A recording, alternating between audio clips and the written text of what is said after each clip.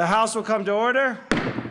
The Pledge of Allegiance this morning will be led by Alina Taylor from Wildcat Mountain Elementary and Melanie Taylor from Cherry Hills Christian School and Victoria McNulty, daughter of Representative McNulty. Does Victoria want the? I don't think she needs it.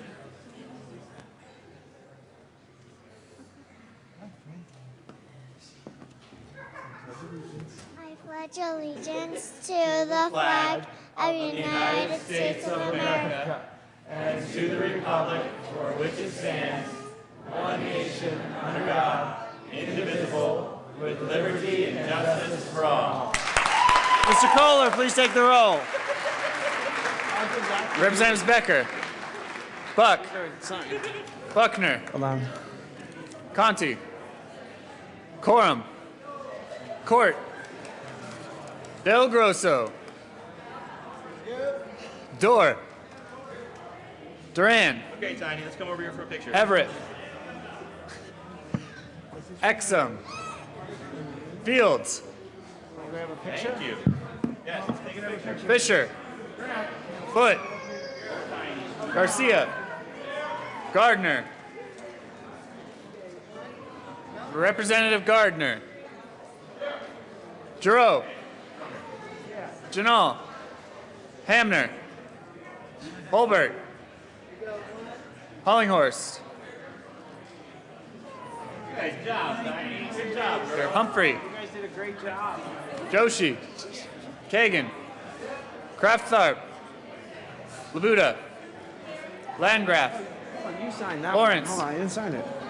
Lebsock, Lee, May, McCann, Yep. McLaughlin, McNulty, Morning, Corey. Melton, Mitch Bush, Moreno, Murray, Navarro, Nordberg, Representative Nordberg, present, I see him, Pabon, Peniston, Pedersen, Primavera, Priola, Rankin, Rosenthal, Ryden, Sane, Salazar, Schaefer, Scott, Singer, Sonnenberg, Stevens, Representative Stevens. Haven't heard anything. Stevens. Absent. Swam. Zabo. Present. Tyler. Vigil. Waller. Williams.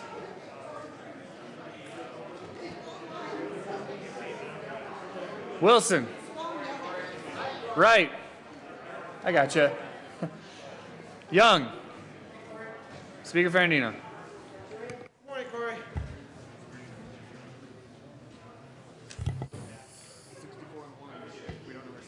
With 64 members present, 1 absent, a quorum is present. Representative Dorr. Thank you, Mr. Speaker. I move the reading of the Journal for Tuesday, April 29th, be dispensed with and approved as corrected by the Chief Clerk. You've heard the motion. All those in favor say aye. All those opposed say no. I still owe you a birthday gift, Representative Dorr. Okay, for your birthday, which passed, the Journal is passed. Announcements and intro. Representative McNulty. Thank you, Mr. Speaker. Colleagues, please help me welcome my lovely wife, Shannon, and our little baby girl, Victoria Marie. Can you get Rhonda, Corey? Can you get Rhonda? Representative Peniston. Thank you, Mr. Speaker, and this is an announcement in absentia. I'm introducing an educational group this morning, the Family Leadership Training Institute. It's the first of its kind family civics program provided through public-private partnership with the Colorado Department of Public Health and Environment. And they are in the building, if not here in the gallery, so help me welcome them.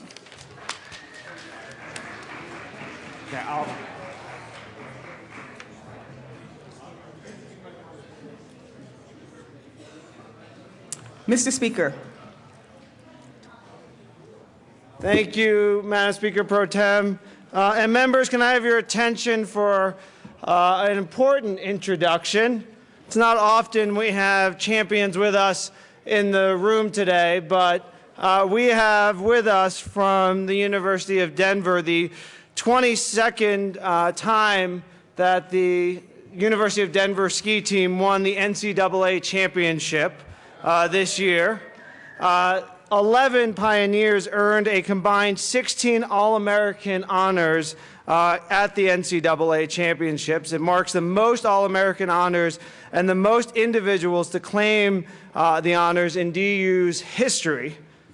The 22nd ski titles are the fourth most in the NCAA Division I titles among any team in any single sport.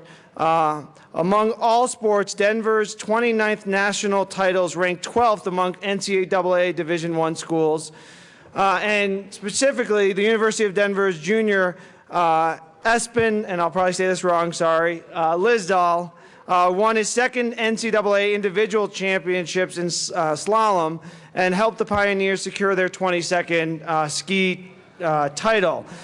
Denver finished with 556 points, topping all their competitors. The closest was Vermont, trailing by 68.5 points. So they beat everyone by over 10%. An amazing accomplishment. It is hard enough to just get to be there, but to win this title for 22nd times, 7 times since 2000, it is an amazing. I have a tribute for them, and they were nice enough to give me a shirt honoring their title, please join me in congratulating the University of Denver and their ski team for an amazing season.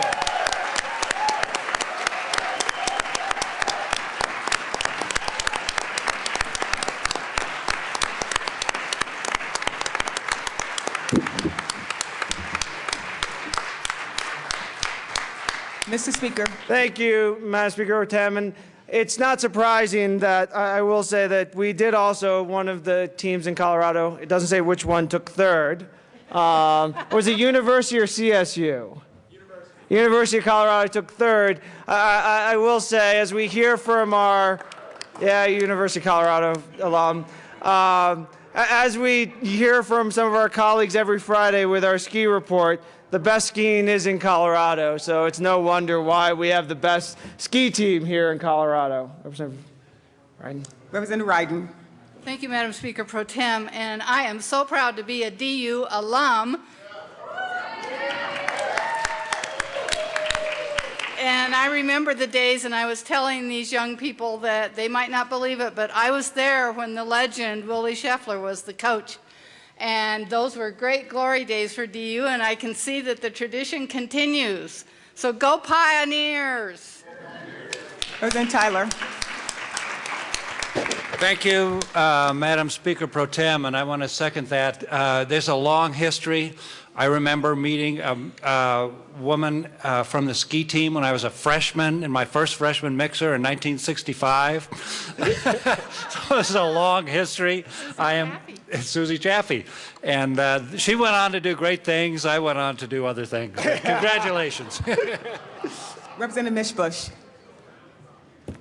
Thank you, Madam Speaker Pro Tem. Congratulations, you guys. I represent Eagle County and Routt County, which means I represent a lot of ski areas and a lot of folks who've grown up in the traditions of those sports clubs and that training, and I know how much hard work this takes. Thank you, thank you, thank you.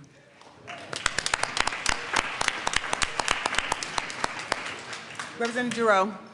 Thank you, Madam Speaker Pro Tem. I just wanted to remind everybody there's some other skiers over here, and for some reason they haven't been recognized, but everything that's happening over here happened over here too. So good for you guys.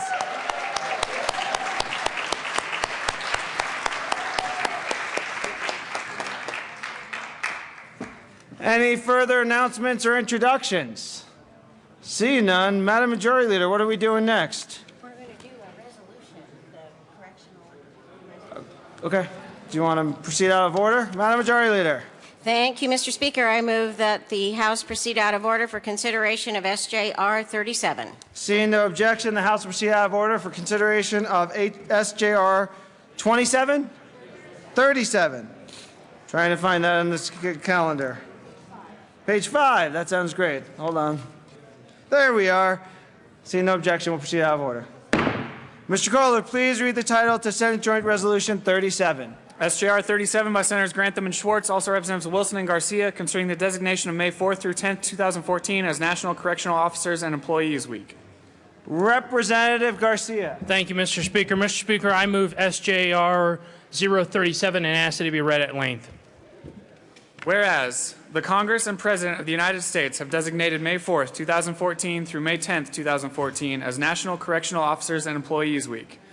And whereas in Colorado, approximately 6,000 highly qualified and experienced employees of the Department of Corrections are charged with serving the citizens of Colorado by holding offenders accountable and engaging them in opportunities to make positive behavioral change and become law-abiding, productive citizens.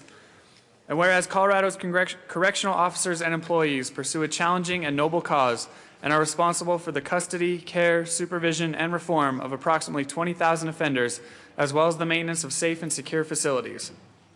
And whereas Colorado's correctional officers and employees work in very demanding and stressful conditions, face many challenges, and put their lives at risk every day. And whereas in Colorado, correctional officers and employees serve admirably in many different capacities, including administrators, wardens, teachers, parole officers, chaplains, nurses, supervisors, managers, and directors. And whereas Colorado correctional officers and employees teach, train, mentor, counsel, and treat thousands of offenders every day. And whereas Colorado correctional officers and employees provide the opportunity for offenders to transition successfully from prison to the community, thereby reducing recidivism and enhancing public safety. And whereas the following 16 Department of Corrections correctional officers and employees made the ultimate sacrifice while serving the state of Colorado. In 1899, Officer Thomas Tobin. In 1900, Night Captain William C. Rooney. In 1913, Captain John B. Russell. In 1929, Officer Raymond Brown, Officer John J. Eels, Officer Elmer G. Irwin, Officer Myron H. Goodwin, Officer J. C. McClelland, Officer C. Walter Rinker, Officer Charles G. Shepard, and Officer Robert A. Wiggins. In 1961, Officer Victor B. McMillan. In 1994, Sergeant Mark A. Purse. In 2002, Sergeant Eric J. Ottoby. In 2012, Sergeant Mary K. Ricard. And in 2013, Executive Director Tom Clements. And whereas it is fitting and appropriate for the citizens of Colorado to join together in commemorating correctional officers and employees, past and present, who, by their faithful and loyal devotion to their responsibilities, have rendered a dedicated service to their community and state, and in doing so have established for themselves an enviable and enduring reputation for building a safer Colorado for today and tomorrow. Now, therefore, be it resolved by the Senate of the 69th General Assembly of the State of Colorado, the House of Representatives concurring herein, that we, the members of the 69th General Assembly, hereby recognize May 4th, 2014 through May 10th, 2014 as National Correctional Officers and Employees Week to commemorate the exceptional performance of duties under the most difficult circumstances performed by correctional officers and employees and for their tireless commitment to criminal justice and public safety. Call upon citizens of the state and upon all patriotic, civic, and educational organizations to observe National Correctional Officers and Employees Week, and remember and honor those correctional officers and employees who, through their courageous deeds, have made the ultimate sacrifice, and call upon the citizens of Colorado to honor these individuals. Be it further resolved that copies of this joint resolution be sent to John Hickenlooper, Governor of Colorado, and Rick Ramish, Executive Director, Colorado Department of Corrections. Representative Garcia. Thank you, Mr. Speaker. Mr. Speaker, I would ask that the House observe a moment of silence for the correctional officers and employees who have made the ultimate sacrifice serving the state of Colorado. The House will observe a moment of silence.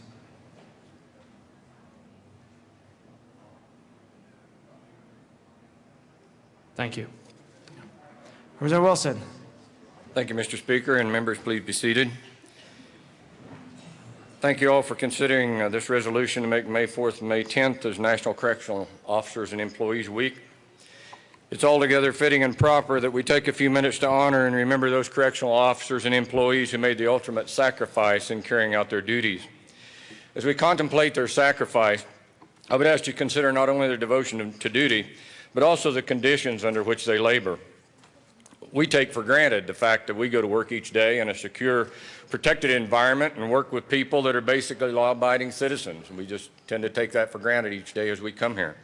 Our correctional officers and employees work in a secure environment too. Only the security is to keep people in, not to keep people out. And every person they encounter that is not a fellow correctional employee is an incarcerated offender. Those offenders range from nonviolent people who made a mistake to the most violent, predatory individuals in our society. High anxiety, high stress, every hour, every day. We owe a great deal of thanks to all our correctional employees and a special debt of gratitude to those who gave the ultimate sacrifice protecting our society. Today, we honor their memory and we offer our sincere condolences and gratitude to their families. I would like to share with you a writing that was written anonymously about the forgotten cop. We are correctional officers, not guards, who are people who watch school crossings. We work at minimum, median, and maximum security correctional facilities. We are empowered by the state to enforce its penal laws, rules, and regulations of the Department of Corrections. Our beat is totally inhabited by convicted felons who, by definition, are people who tend to break laws, rules, and regulations. We are outnumbered by as many as 50 to 1 at various times of our workday, and contrary to popular belief, we work without a sidearm. In short, our necks are on the line every minute of every day. A correctional facility is a very misunderstood environment. The average person has very little knowledge of its workings. Society sends its criminals to correctional facilities, and as time passes, each criminal's crime fades from our memory until the collective prison population becomes hordes of bad people becoming warehoused away from decent society in a place where they can cause no further harm. There's also the notion that prison inmates cease to be a problem when they are incarcerated. Correctional facilities are full of violence perpetrated by the prison population against prison population and the facility staff. Felonies are committed daily, but are rarely reported. They are called quote-unquote unusual incidents and rarely result in criminal prosecution. Discipline is handled internally and, as a rule, the public is rarely informed of these crimes. In the course of maintaining order in these facilities, many officers have endured the humiliation of having urine and feces thrown at them. Countless times, correctional officers have been kicked, bitten, stabbed, and slashed with homemade weapons, taken hostage, murdered, and even raped in the line of duty, all while legally mandated to maintain their professional composure and refraining from any retaliation which would be a basis for dismissal from service. In addition to these obvious dangers, correctional officers face hidden dangers in the form of AIDS, tuberculosis, hepatitis B and C. Sentences are getting longer, prison populations are increasing, staff is being cut, all in a place where violence reigns, jeopardizing all those working behind prison walls. Although you will never see us on 911 or top cops, we are enforcement professionals. We are the forgotten cop, hidden from public view, doing a dangerous beat, hoping someday to receive the respect and approval from the public we silently serve. Author unknown. I would also, by request of the family of Mary Ricard, like to read the following. It has a special meaning to them, as it was something, excuse me, she read to her husband the night before she was killed. Hebrews 12, 1 and 2. Therefore, since we are surrounded by such a huge crowd of witnesses to the life of faith, let us strip off every weight that slows us down, especially the sin that so easily trips us up, and let us run with endurance the race God has set before us. We do this by keeping our eyes on Jesus, the champion who initiates and perfects our faith. Because of the joy awaiting him, he endured the cross, disregarding its shame. Now he is seated in the place of honor beside God's throne. In John 1:5, the light shines in the darkness, and the darkness can never extinguish it.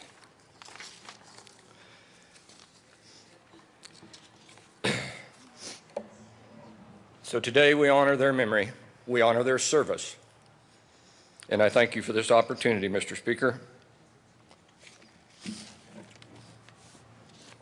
Is there any further discussion? Seeing none, is there any objection to taking a voice vote? Seeing none, we'll proceed in that manner. All those in favor of Senate Joint Resolution 37, say aye. Aye. All those opposed, no. Senate Joint Resolution 37 is adopted. Representative Wilson. Thank you, Mr. Speaker. I would move that the morning roll call be added as co-sponsors. Seeing no objection, the morning roll call be added as the co-sponsors of Senate Joint Resolution 37. Representative Wilson. Thank you, Mr. Speaker. At this time, I would like to make some introductions.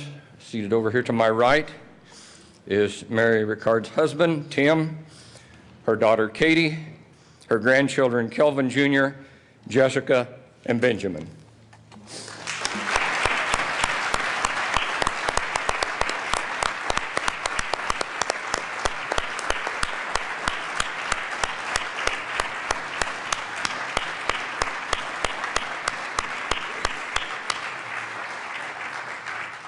Thank you, Representative Wilson, Representative Garcia, and thank you, family, for joining us today. Madam Majority Leader.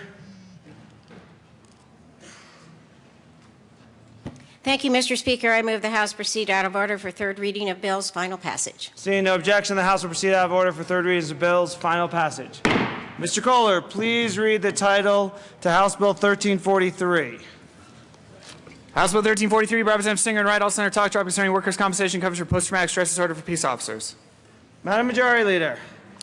Thank you, Mr. Speaker. I move for the adoption of House Bill 1343 on third reading and final passage. Seeing no discussion, the question for the House is the passage of House Bill 1343 on third reading and final passage. Mr. Kohler, please open the machine and members proceed to vote.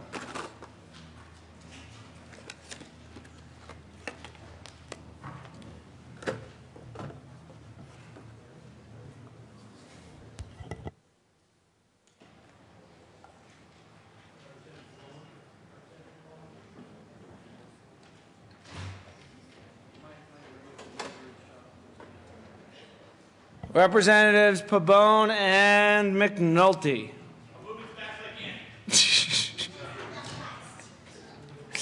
I'll keep my comments to myself. Close the machine with 44 aye votes, 20 no votes, 1 excuse, and 0 absent. House Bill 1343 is passed. Co-sponsors.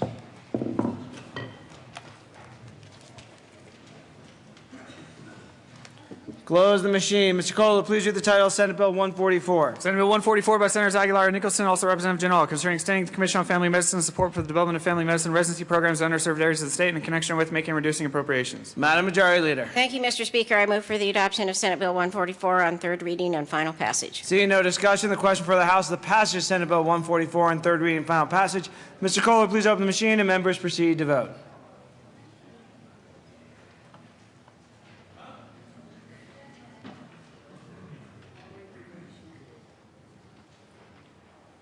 Representative Szabo and Stevens. Close the machine with 60 aye votes, 5 no votes, 0 excuse, and 0 absent. Senate Bill 144 is passed. Co-sponsors.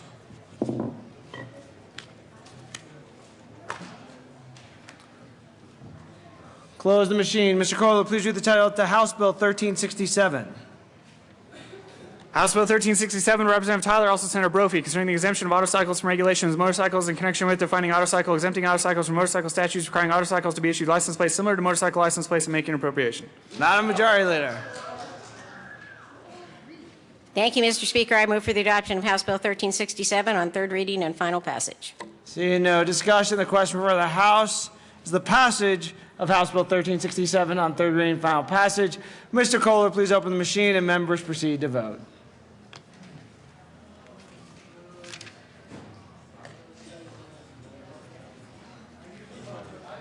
Close the machine with 65 aye votes, 0 no votes, 0 excuse, and 0 absent. House Bill 1367 is passed. Co-sponsors. You can never go wrong with a Tyler Brophy bill.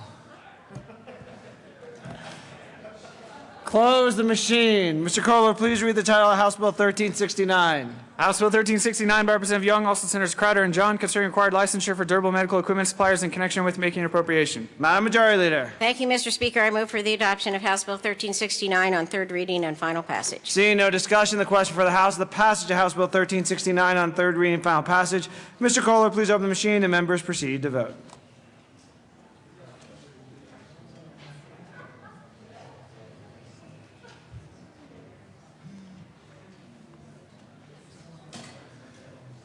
Representatives, close the machine. With 48 aye votes, 17 no votes, 0 excused, and 0 absent, House Bill 1369 is passed. Co-sponsors.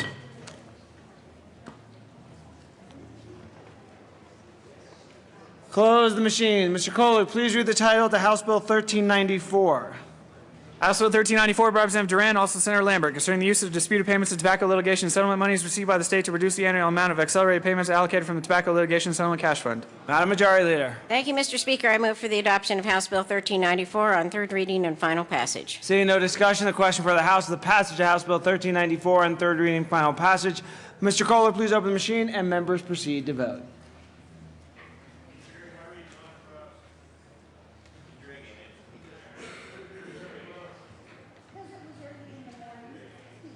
Representative Conti. Close the machine. With 65 aye votes, 0 no votes, 0 excused, and 0 absent, House Bill 1394 is passed. Co-sponsors.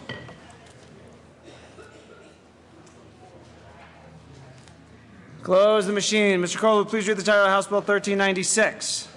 House Bill 1396 by Representative Wright and also Senator King, concerning clarification of the authority of persons acting on behalf of the Department of Public Health and Environment to administer the medical marijuana registry. Madam Majority Leader. Thank you, Mr. Speaker. I move for the adoption of House Bill 1396 on third reading and final passage. Seeing no discussion, the question for the House is the passage of House Bill 1396 on third reading and final passage. Mr. Kohler, please open the machine and members proceed to vote.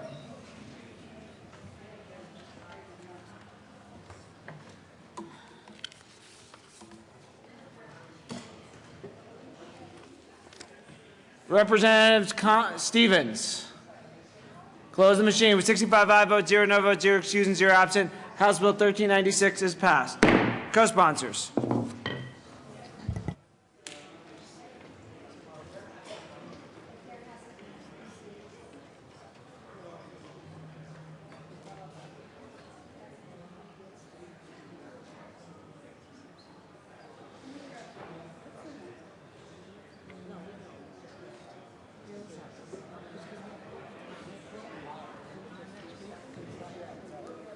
Close the machine. Mr. Kohler, please slowly read the title of Senate Bill 21. Senate Bill 21 by Senators Talk, Drop, and King, also Representative Wright, concerning the treatment of persons with mental illness who are involved in the criminal justice systems and, in connection therewith, making an appropriation. Thank you. Madam Majority Leader. Thank you, Mr. Speaker. I move for the adoption of Senate Bill 21 on third reading and final passage. Seeing no discussion, the question for the House is the passage of Senate Bill 21 on third reading and final passage. Mr. Kohler, please open the machine and members proceed to vote.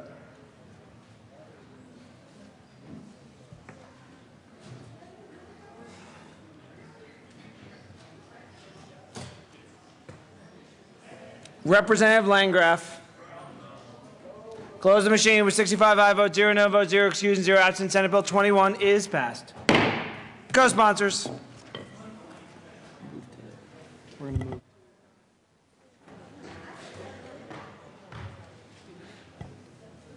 Close the machine. Madam Majority Leader. Thank you, Mr. Speaker. I move that the House proceed out of order for consideration of Senate amendments to House bills. Seeing no objection, the House will proceed out of order for consideration of Senate amendments to House bills. Mr. Kohler. Oh, Madam Majority Leader. Thank you, Mr. Speaker. I move to lay over House Bill 1159 to the end of the calendar. Seeing no objection, the House will, the House Bill 1159 will be laid over to the end of the calendar. Mr. Kohler, please read the title to House Bill 1322. House Bill 1322 by Representative McLaughlin, also Senator Roberts, concerning the Colorado Probate Code. Representative McLaughlin. Thank you, Mr. Speaker. Members, I move that we concur with the Senate amendments. Please explain what the useless body did. They simply clarified some changes which we had adopted in the House, and really nothing of any significance whatsoever. Sounds like a perfect reason for the Senate to do something. Is there any further discussion? Seeing none, the question for the House is the adoption of House Bill 1320, is to concur in Senate amendments to House Bill 1322. Mr. Cole, please open the machine, and members proceed to vote.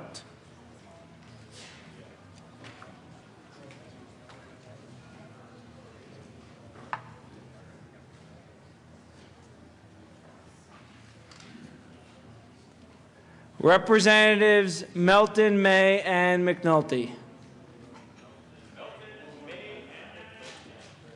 Close the machine. With 65 aye votes, 0 no votes, 0 excused, and 0 absent, the House concurs in Senate amendments to House Bill 1322. Madam Majority Leader. Thank you, Mr. Speaker. I move for a repassage of House Bill 1322 as amended. Seeing no discussion, the question for the House is the repassage of House Bill 1322 as amended. Mr. Kohler, please open the machine, and members proceed to vote.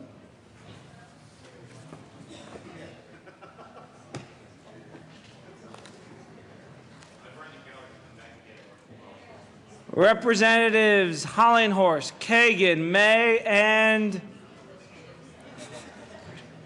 Representative May. Close the machine. With 65 aye votes, 0 no votes, 0 excused, and 0 absent, House Bill 1322 as amended is repassed. Co-sponsors. Close the machine. Mr. Kohler, please read the title to House Bill 1011. House Bill 1011 by Representatives Young and Giroux, also Senator Heath, concerning the funding of advanced industry economic development programs. Representative Giroux. Thank you, Mr. Speaker. Mr. Speaker, I move that the House concur with amendments made in that body which shall remain nameless. That's a great motion. I like that. Representative Giroux, please explain what that body did. Thank you, Mr. Speaker. Actually, that body really didn't do anything, but other people that are trying to take care of that body, basically what they did is they provided for the funding. There was a little bit of moving around of the funding. It's going to be continued for a couple more years. They didn't hurt the bill, so I asked for concurrence. Representative Young. Thank you, Mr. Speaker, and I can only say that it's a good thing that there are other people that are looking out for that body which shall remain nameless, or else they would have no ability to maneuver at all. Representative Giroux. Thank you, Mr. Speaker. I think it's also indicative that there's more of us than them because it takes more of us to take care of them, so I ask for an aye vote. Any further? Mr. Minority Leader. Thank you, Mr. Speaker. Representative Young, I'm looking at the fiscal note and the funding source. I mean, we kind of heard that the Senate tinkered with some of the funding or moved some stuff around. Is this actually going to still impact the 14-15 budget? We were looking at $12 million initially. Are we still looking at spending $12 million? Can you maybe expand on, I mean, this is a significant amount of money, so I guess maybe if you could expand and let us all know what the funding actually became of this bill. Representative Young. Thank you, Mr. Speaker. And Mr. Minority Leader, actually the bill was reduced to $5 million, and that was actually put into the long bill for this next budget year. So you may be looking at an earlier fiscal note.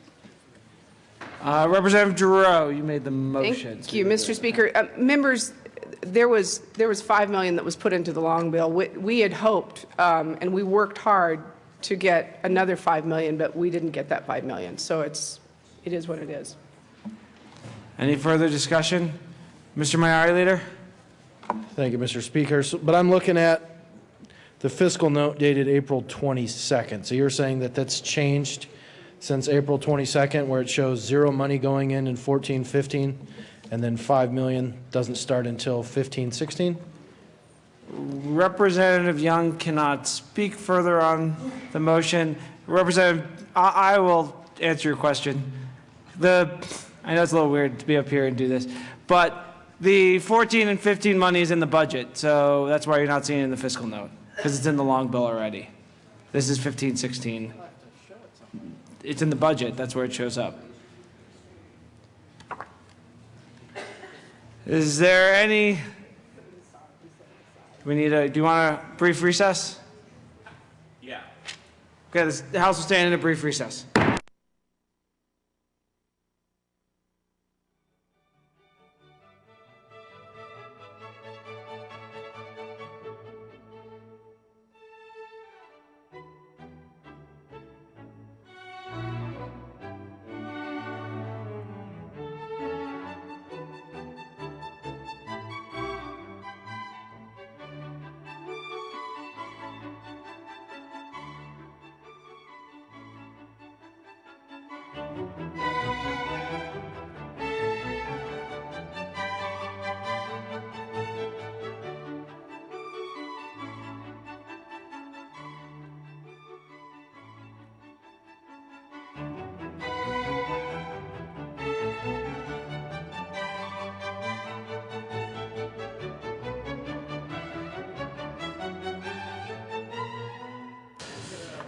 The House will come back to order.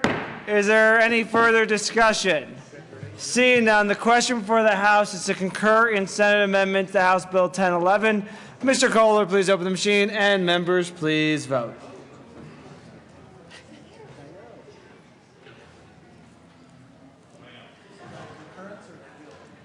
We're voting on concurrence to Senate amendments.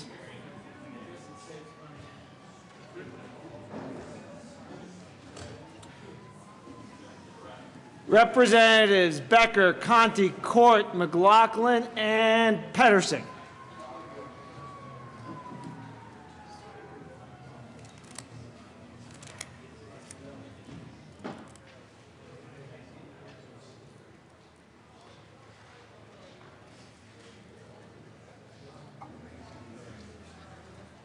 Close the machine with 65 aye votes, 0 no votes, 0 excused, and 0 absent. The House concurs in Senate amendments to House Bill 1011. Madam Majority Leader. Thank you, Mr. Speaker. I move for the repassage of House Bill 1011 as amended. Seeing no discussion, the question for the House is the repassage of House Bill 1011 as amended. Mr. Kohler, please open the machine and members proceed to vote.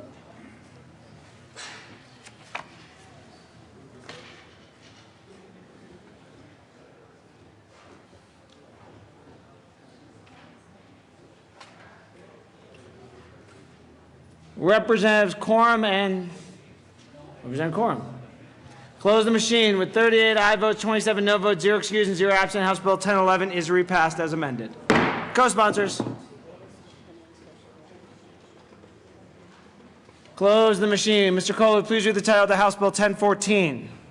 House Bill 1014 by Representatives Del Grosso and Kraft Tharp, also Senators Heath and Sheffel, concerning modifications to the Job Growth Incentive Tax Credit in connection with reducing an appropriation. Mr. Minority Leader. Thank you, Mr. Speaker. I move that the House concur with Senate amendments. I'm disappointed, Mr. Minority Leader. I was browbeat by my co-sponsor. I'm disappointed. I understand that. Representative Kraft Tharp, do you want to explain what the Senate did? Yes, Mr. Speaker, members. So in the bill, when it was at the House, we had specified some areas, some additional areas of reporting requirements, and this does not negate that OEDIT will be doing regular reporting requirements, but the additional reporting requirements, such as college degrees and number of college degrees and number of people receiving health benefits, that was taken out by the Senate. Mr. Minority Leader, seeing no further discussion and I can't speak, forget it. Seeing no further discussion, the question for the House is the concurrent Senate amendments to House Bill 1014. Mr. Kohler, please open the machine and members proceed to vote.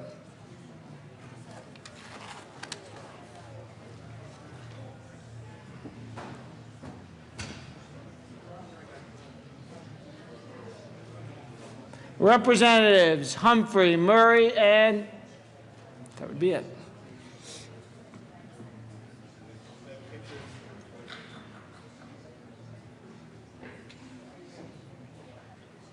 Close the machine. With 51 aye votes, 14 no votes, 0 excused, and 0 absent, the House concurs in Senate amendments to House Bill 1014. Madam Majority Leader. Thank you, Mr. Speaker. I move for the repassage of House Bill 1014 as amended. Seeing no discussion, the question for the House is the repassage of House Bill 1014 as amended. Mr. Kohler, please open the machine and members proceed to vote.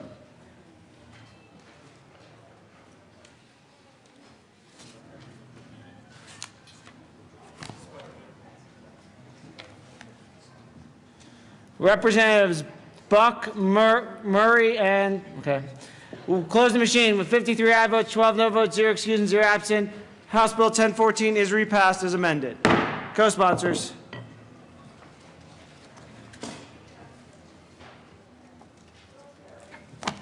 Close the machine. Mr. Kohler, please read the title of the House Bill 1072.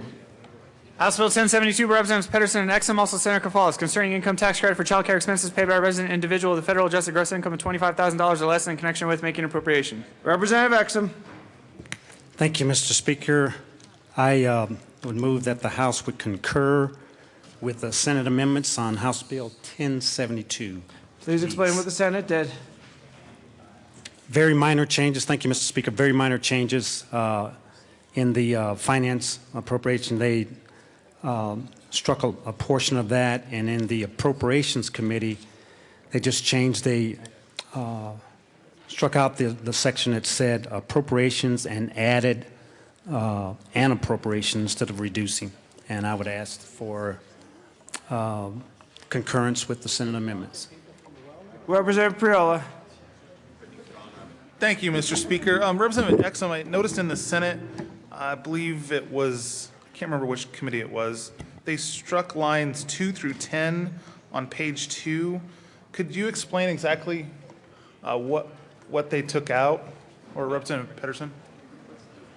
Representative Pedersen. Thank you, Mr. Speaker. The Senate recognized that because of the amendments that we passed in the House, we had unnecessary language, and it's just a cleanup. Representative Priola. Thank you, Mr. Speaker.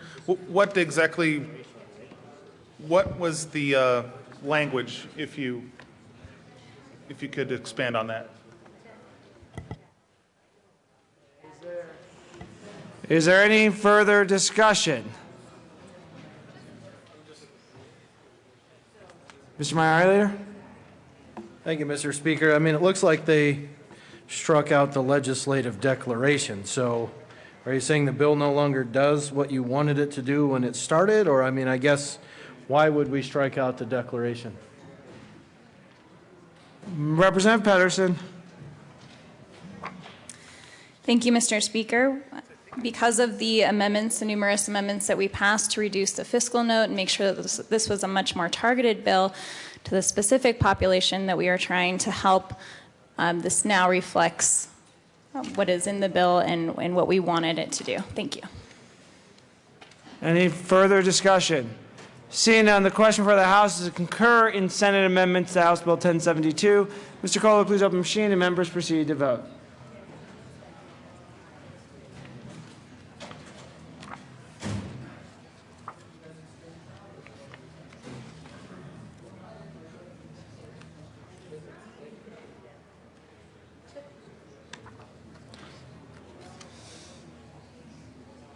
Representatives Becker and Kraft-Tharp and Moreno.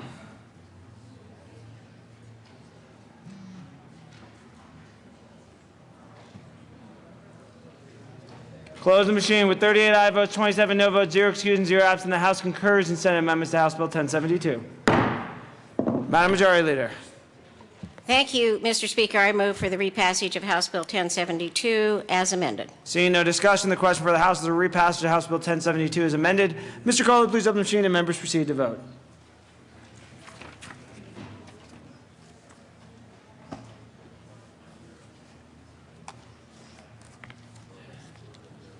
Close the machine. With 39 aye votes, 26 no votes, 0 excused, and 0 absent, the House repasses House Bill 1072 as amended. Co-sponsors.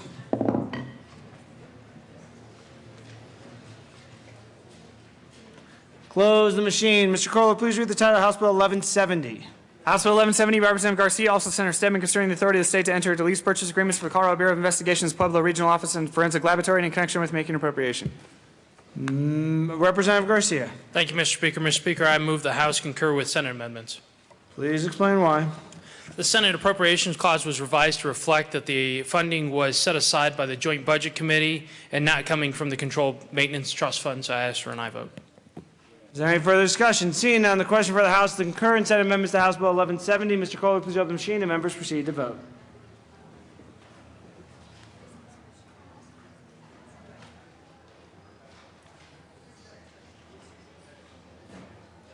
Representatives Conti, Scott, and close the machine. With 65 aye votes, 0 no votes, 0 excused, and 0 absent, the House concurs in Senate amendments to House Bill 1170. Madam Majority Leader. We need to repass. Yeah, right. Thank you, Mr. Speaker. I move for repassage of House Bill 1170 as amended. Seeing no discussion, the question for the House is, oh, I'm sorry. Representative Scott. Representative Gardner. Thank you, Mr. Speaker. It is rare to speak on repassage, but I looked at the votes on this when it came through the House, and I recognize that when it came through the House, we were funding through the Controlled Maintenance Trust Fund, and that may have given some people reason for pause. We have changed the appropriation clause, and this money is there. I want to impress upon my colleagues how important this lab and this lease purchase is for public safety in Colorado. As a member of Judiciary involved in the oversight of the Department of Public Safety, it has been brought to my attention by district attorneys and law enforcement that we have a serious problem with our crime lab, not because DPS doesn't want to do it, not because it's not that they are not managing properly, but we haven't provided a facility that keeps up with the volume, the technology, everything we need. Representative Garcia didn't want to let me have it in Colorado Springs, so I had to make that compromise with him because it's for public safety, and this lease purchase is for that. So again, I want to impress upon colleagues, I have no doubt that this will pass, but for those of you who are punching the button, do realize we do have to incur expense. Somebody asked in committee the other day, where is this money coming from on another bill? And I wanted to shout out, well, this money is coming from the people of Colorado, where all of it comes from. And that means we have a special obligation to prioritize properly and to do so in a way that accounts for what the people of Colorado expect us to do. But I think at the top of that list, as I talk to my constituents, it's always about public safety. And this lab is key to that. So I really do urge each and every one of you on this very straightforward bill to show the people of Colorado that our priority is public safety. Thank you. Representative Scott. Thank you, Mr. Chair. And I have to rise in opposition to this bill. I realize it's the thing you should say, but my concern is that we already have plenty of facilities available. One happens to be in my district that has plenty of space to do this exact task. So I have to rise in opposition to this particular bill because I feel this money would be well spent on existing facilities, not purchasing or leasing new facilities. I urge a no vote. Representative Sonnenberg. Thank you, Mr. Speaker, and with all due respect to my colleague from the West Slope, we already have one of these labs that we're trying to replace in Pueblo. And we need these labs being able to be scattered throughout the state so that we can have immediate results and immediate tests accomplished. Understand the current CBI lab, and I've been to that lab and toured that lab. The current lab in Pueblo is in a strip mall next to the interstate. And there are times when trucks or other things cause vibration that make those tests have to be redone. It's time that we upgraded our facilities so we indeed, like Representative Gardner said, can provide that public safety that we need and prosecute those folks that need to be prosecuted. I ask for a yes vote. Representative Murray. Thank you, Mr. Speaker. I rise in support of this bill also. I think that as elected officials at the state level, one of our prime duties is public safety. And, you know, we just recognized our correctional officers today, and we recognize our law enforcement. We need to realize that CBI is a huge part of catching the bad guys and exonerating innocent people. And it's a big part of our everyday life that we really don't realize is going on day to day. And this move that they're making really makes sense on behalf of public safety. And the fact that in the 35 years I've lived here, when I moved here, we had 2 million people. And we've more than doubled that amount of people in the state. And it's time the CBI get the space that they need to do the job that they need to do on our behalf. I urge an aye vote. Representative Scott. Thank you, Mr. Speaker. And again, I have to urge a no vote, colleagues. That's a thought. I have to urge a no vote. In the day of technology that we have today, the information that Representative Sonnenberg discussed is instantaneous. I'm sorry, it is. So we can have laboratories in Grand Junction in my district that can instantaneously get that data to Sterling or to Pueblo or to any other part of the state that it's required. I just think we have facilities, and to be fiscally responsible, we should be putting money into the facilities that we already have. And if we have something that's outdated, let's just eliminate that facility and move on. I urge a no vote. Representative Vigil.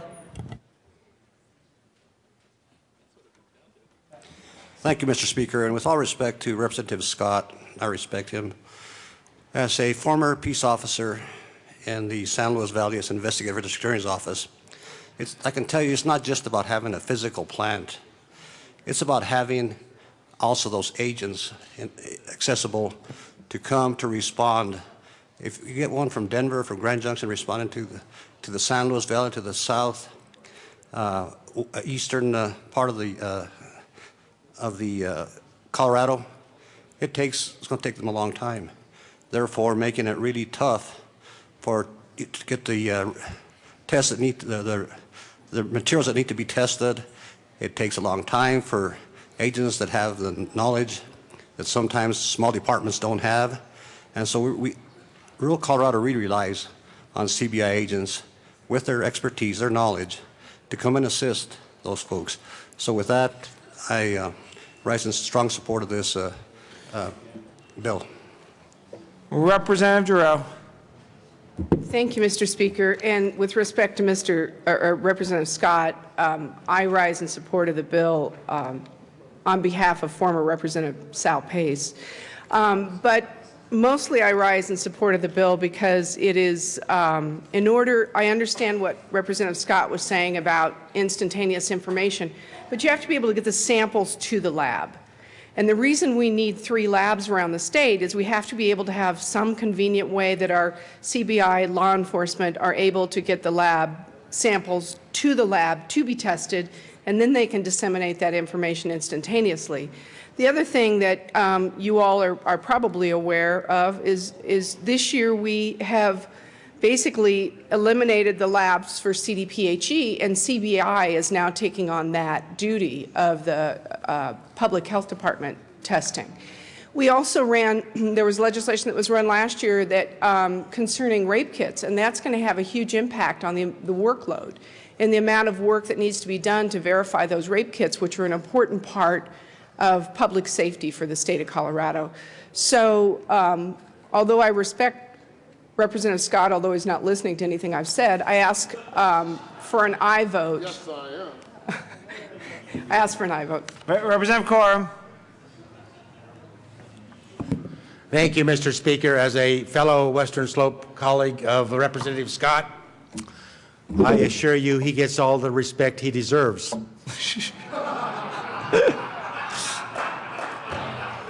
But I must tell you, had the CBI lab had remained in Montrose and not been transferred to Grand Junction, we probably wouldn't be in this situation today that we need to update the Pueblo facility. So I support the Pueblo facility.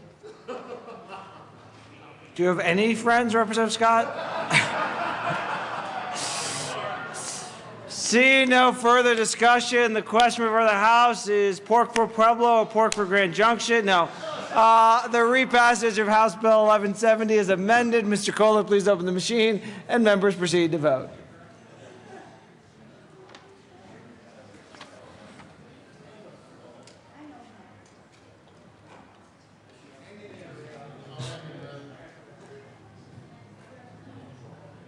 Close the machine with 63 aye votes, one friend and Representative Scott on the nose, 0 excused and 0 absent. The House repasses House Bill 1170 as amended. Co-sponsors.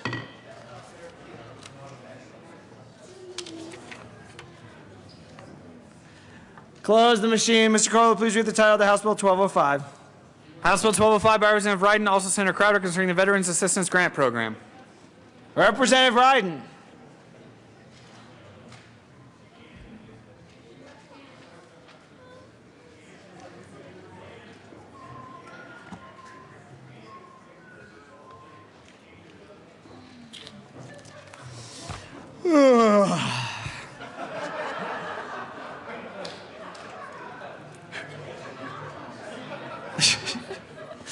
We're not in the Senate, Representative Ryden. Let's make it a little snappier. Representative Ryden. Thank you, Mr. Speaker. And I have to admit that I just Had a Senate moment? that I had I had a senior moment. I have a colleague out here in the on the other side of the aisle who I think knows more about this amendment than I do. Do you want to make a motion? I move that we concur with the Senate amendments to House Bill 1205. Thank you, Representative Ryden. Please explain what the Senate did. Thank you, Mr. Speaker. The Senate added some additional folks that should be receiving the report at the end of each year.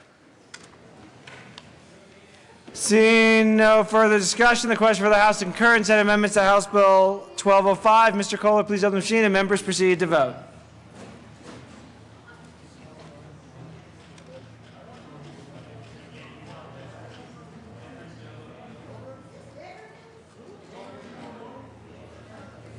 Representatives Hollinghorse and Ryden.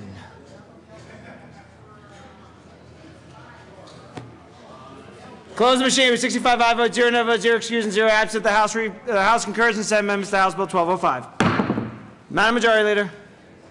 Thank you, Mr. Speaker. I move for the repassage of House Bill 1205 as amended. Seeing no discussion, the question for the House to repassage of House Bill 1205 is amended. Mr. Kohler, please open the machine. Members vote.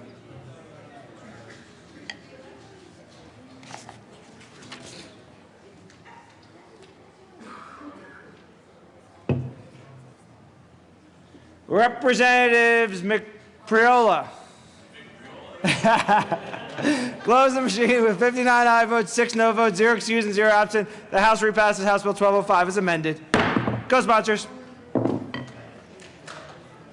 Close the machine. Mr. Kohler, please read the title of the House Bill 1216. House Bill 1216 by Representative Sonnenberg, also Senator Brophy, concerning required safety markings for certain towers over 50 feet in height that are located in unincorporated areas of the state. Senator Sonnenberg, that would be next year. Representative Sonnenberg. Thank you, Mr. Speaker. I move we concur with the Senate amendments to House Bill 1216. Just because you're going over there doesn't mean you have to like them. Representative Sonnenberg, please explain what they did. On page 3, they added the word curtilage. Representative Gardner.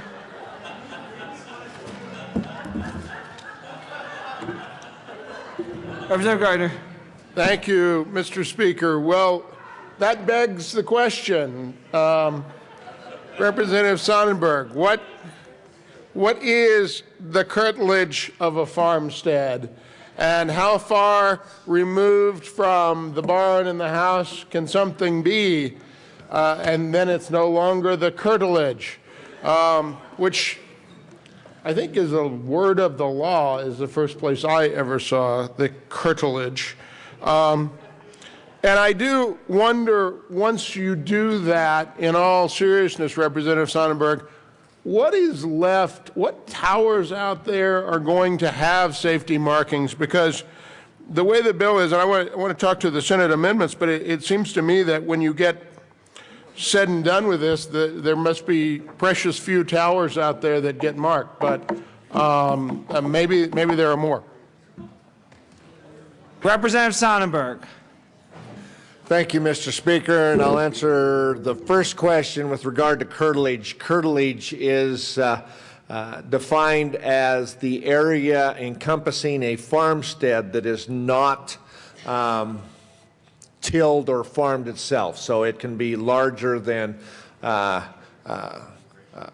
the 50 feet or whatever feet from the house or the buildings, which might include windbreaks, an area in which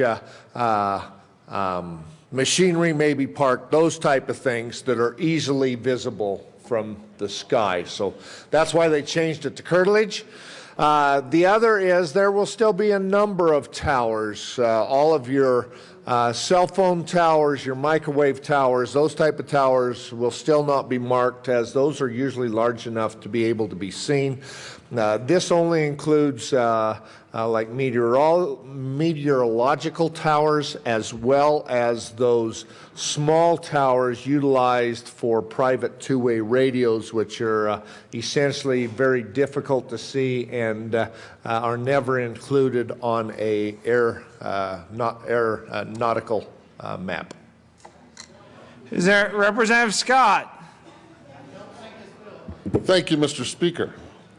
I have some concerns with Representative Sonnenberg's bill as it relates to setbacks.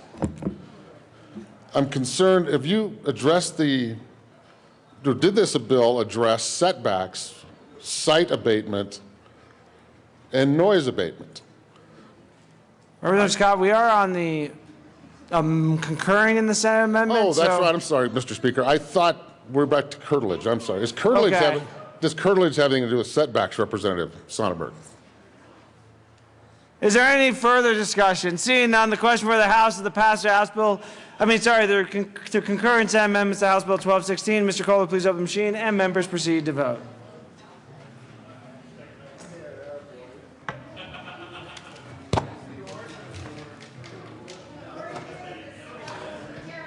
Representatives Court, Pabon, Schaefer, and Scott. Close the machine with 65 aye votes, 0 no votes, 0 excused, and 0 absent. The House concurs in amendments to House Bill 1216. Madam Majority Leader. Thank you, Mr. Speaker. I move for the repassage of House Bill 1216 as amended. Representative Murray. Thank you, Mr. Speaker. I wanted to ask Representative Sonnenberg if turkey hunting towers were included in this bill. Representative Sonnenberg. Thank you, Mr. Speaker. And actually, I think that would fall under the exemption of being larger than 6 foot in diameter, so we can keep our camel stuff accomplished in the turkey hunting. So, no, you would not have to mark your turkey or your deer or any other facility utilized if it was greater than 50 feet. Seeing no further discussion, the question for the House is the repassage of House Bill 1216 as amended. Mr. Kohler, please open the machine, and members proceed to vote.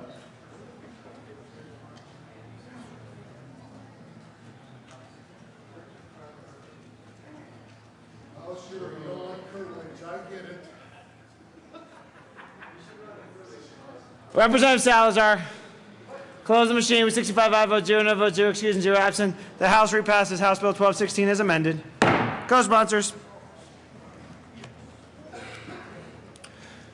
Close the machine. Mr. Kohler, please read the title of the House Bill 1327. House Bill 1327, Representatives Williams and Murray, also Senators Sheffel and Talktrop, concerning measures to expand the deployment of communication networks in connection with enacting the Broadband Deployment Act and making an appropriation. Madam Majority Leader. Representative Murray. Thank you, Mr. Speaker. I regretfully ask for concurrence with the Senate. Please explain what they did. Thank you, Mr. Speaker. They did several things in this particular bill. It clarifies that nothing in this section affects the manner in which the property tax administrator values a public utility. It reinstates a broadband sales and use tax exemption on tangible personal property that may not exceed $1 million per calendar year. And it includes the appropriations clause. I urge an aye vote. Any further discussion? Seeing none, the question for the House and concurrent Senate amendments to House Bill 1327. Mr. Kohler, please open the machine, and members proceed to vote.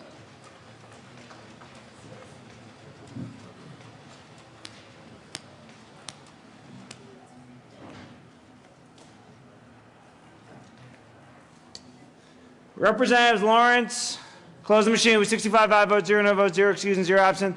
The House concurs in Senate amendments to House Bill 1327. Madam Majority Leader. Thank you, Mr. Speaker. I move the repassage of House Bill 1327 as amended. Seeing no discussion, the question for the House, the repassage of House Bill 1327 as amended. Mr. Kohler, please open the machine, and members proceed to vote. Dick Healy. How many more do you want to do?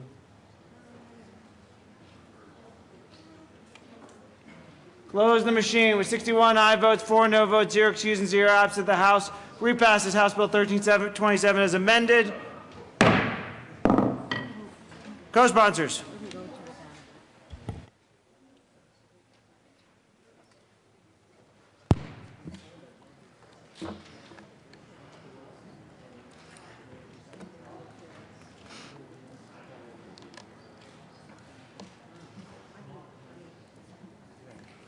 Close the machine. Representative Mr.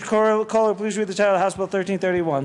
House Bill 1331, Representatives Williams and Murray, also Senators Nicholson and Kirk, concerning the regulation of basic local exchange services as it affects effective competition in connection with making appropriation. Representative Williams. Thank you, Mr. Speaker. I move that the House concur in the Senate amendments to House Bill 1331. Please explain what the Senate did. Basically, members, there was a technical drafting error. It removes the reference to the deregulation of the inter-exchange carrier service and the deregulation of the interlateral toll in House Bill 1329, which means it does not need to be referenced in House Bill 1331. Representative Murray. Thank you, Mr. Speaker. And when we take our final vote, people, I would like to remind you that the Senate voted 33-1 in favor of this bill. I urge an aye vote. Thanks. Seeing no discussion, the question for the House is to concur in Senate amendments to House Bill 1331. Mr. Kohler, please open the machine, and members proceed to vote.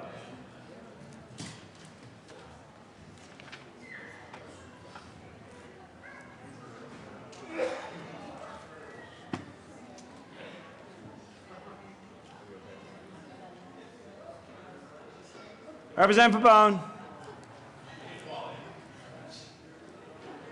Close the machine with 63 aye votes, 2 no votes, 0 excused, and 0 absent. The House concurs in Senate amendments to House Bill 1331. Madam Majority Leader. Thank you, Mr. Speaker. I move for the repassage of House Bill 1331 as amended. Seeing no discussion, the question for the House is the repassage of House Bill 1331 is amended. Mr. Kohler, please open the machine, and members proceed to vote.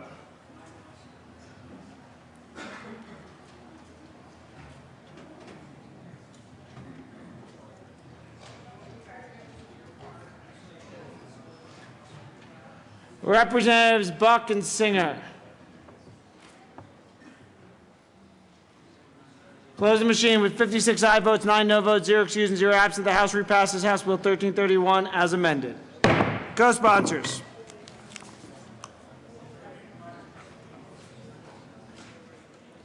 Close the machine. Mr. Kohler, please read the title of the Senate Bill 1199. House Bill 1199 by Representative Williams, also Senators John and Balmer, concerning changes to regulation of consumer goods service contracts in connection with making appropriation. Representative Williams. Thank you, Mr. Speaker. Members, I move that the House concur in the Senate amendments to House Bill 1199. Please explain why. Mr. Speaker, the lower chamber changed the funding from the famous Controlled Maintenance Fund to the Division Insurance Cash Fund. Is there any further discussion? Seeing none, the question for the House and concurrent Senate amendments to House Bill 1199. Mr. Kohler, please open the machine, and members proceed to vote.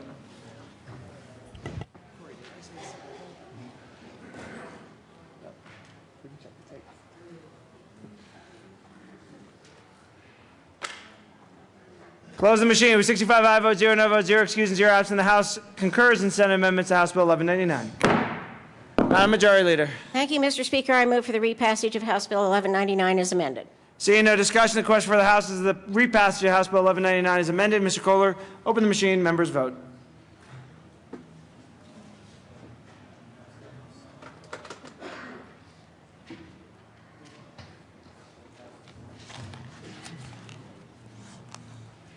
Close the machine with 62 aye votes, 3 no votes, 0 excused, and 0 absent. The House repasses House Bill 1199 as amended.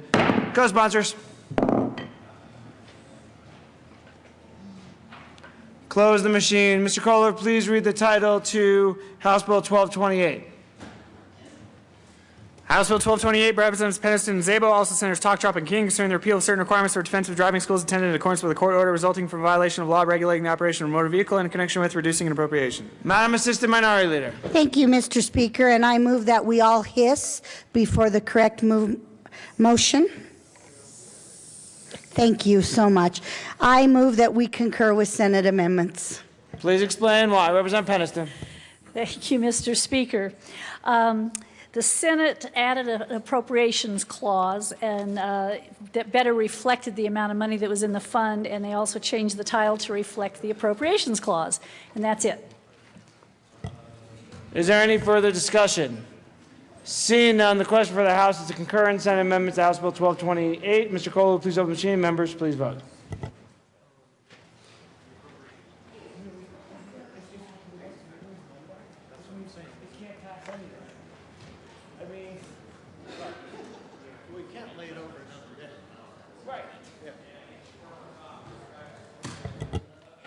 Representatives, close the machine. With 65 aye votes, 0 no votes, 0 excused, and 0 absent, the House concurs in Senate amendments to House Bill 1228.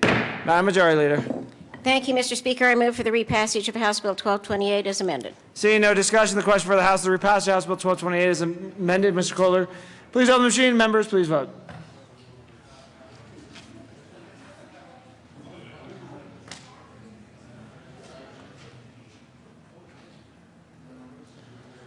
Representative Priola, close the machine. With 62 aye votes, 3 no votes, 0 excused, and 0 absent, the House repasses House Bill 1228 as amended.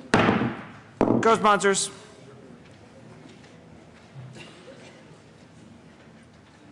Close the machine. Mr. Kohler, please read the title to House Bill 1321. House Bill 1321, Representative Young, also Senator King, concerning the membership of the Colorado Task Force on Drunk and Impaired Driving. Representative Young. Thank you, Mr. Speaker. I move the House concur with Senate amendments to House Bill 1321. Seeing no discussion, the question for the House is to, sorry. Representative Young, please explain. Thank you, Mr. Speaker. Occasionally the Senate does do something right. In this case, I actually wrote the amendment or helped write the amendment for them, so I encourage your aye vote. Okay. I got a little scared, Representative Young. Seeing no further discussion, the question for the House is to concur in Senate amendments to House Bill 1321. Mr. Kohler, please open the machine, and members vote.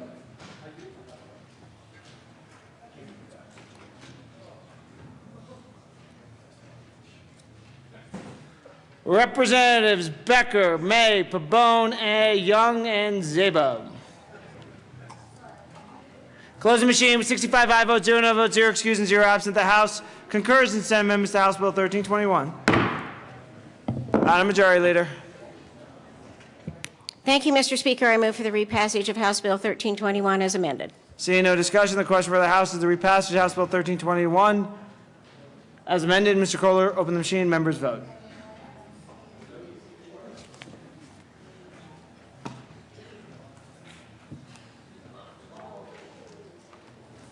Representatives May and Wilson.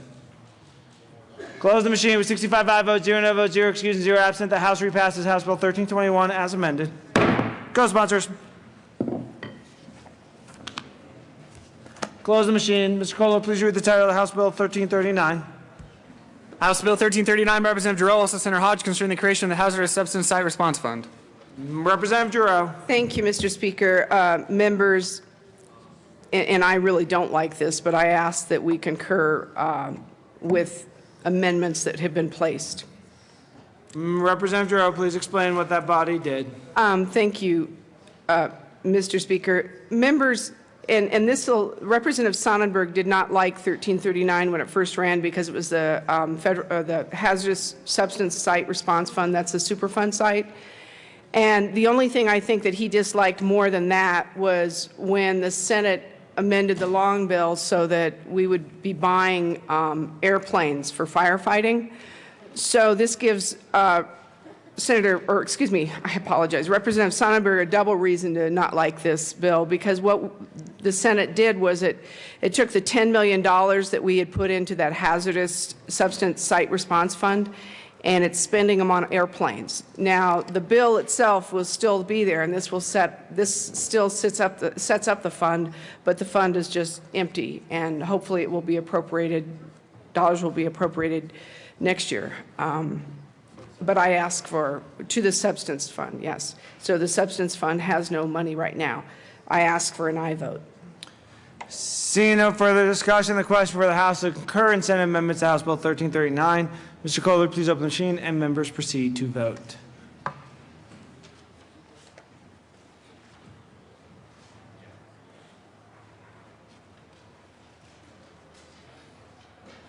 Representative Stephen Swam Tyler.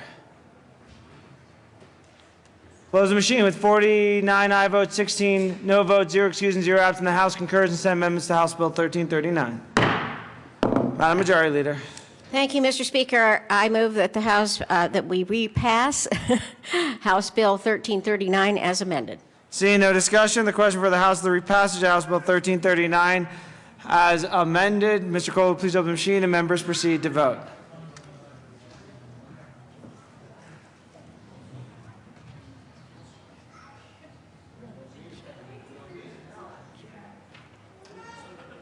Representatives, close the machine with 43 aye votes, 22 no votes, 0 excused, and 0 absent. The House repasses House Bill 1339 as amended. Co-sponsors.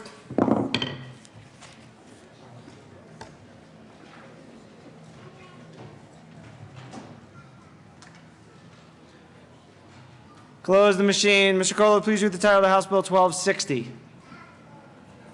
House Bill 1260, Representative Footall, Senator Johnson, concerning the creation of 3 mandatory minimum presumptive ranges for defendants convicted of felony sex offense involving intrusion against a child who is under 12 years of age when the adult defendant is at least 10 years older. That is one of the ranges starting at 10 years as the minimum in the range in connection with creating an indeterminate life sentence with a mandatory minimum presumptive range of 10 to 16 years for a class 4 felony, a mandatory minimum presumptive range of 18 to 32 years for a class 3 felony, a mandatory minimum presumptive range of 24 to 48 years for a class 2 felony. That would have been impressive if you could have done that in one breath, Mr. Kohler. Representative Foote. Thank you, Mr. Speaker. I move that the House concur with Senate amendments. He's playing what the Senate did. Thank you, Mr. Speaker.